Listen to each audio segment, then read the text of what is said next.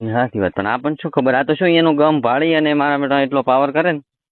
ના ના એવું એવું કઈ ગામ ભાઈ એવું કઈ બિયાનું ના હોય કોઈ પણ તો પાછા આપણે શું ઘરે ઘરે બેઠું રહેવાનું. હા એ સાચી વાત, એટલે ડાયરેક્ટ આવીને મારો કોલર પકડીને મારો કે હેડો ગાડીમાં નાખો કે સાલાને એમ. હા ગાડીમાં કે લાખો. ચડી જવાનું હતું તમારે ગાડીમાં ચડી જવાનું હતું, ભૂલ કરી તમે ગાડીમાં ચડી આવે ને તો જબર મજા આવે.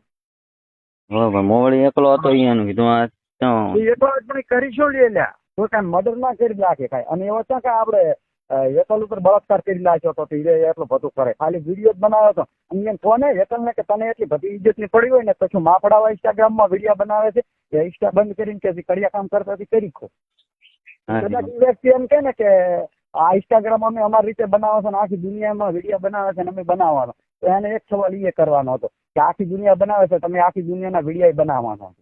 અને તમારે પબ્લિક છે, પબ્લિક કોઈ પણ રિસ્પોન્સ ચાલી કરે, તમે સોશિયલ મીડિયામાં પોસ્ટ મેલો ને એટલે માન છોકરે ગાયલું લખે, પછી આપણે પબ્લિક ને કહેવાય ને કે તે કામ કાઢ બેઠી. જો હવે હેતલિયન તો કેટલાય કોમેન્ટો કરતા હોય છે કે આ હેતલચંદ વાઘોચંદ આવી પબ્લિક આવી જ કોમેન્ટો પછી કે આ કે કિયા મંદિરમાં ભાધા રાખી કે આવી મળવી. એટલે આ તો રિપ્લે માં ડાયરેક્ટ જેવી ગાલીઓ બોલે છે, તમે ખાલી એની કોમેન્ટો દો કોક દાડો રે. તેને બોલો રિપ્લેમ ગાલી રિપ્લે માં અમુક માણસો ને જેવી ગાલીઓ બોલે મારે.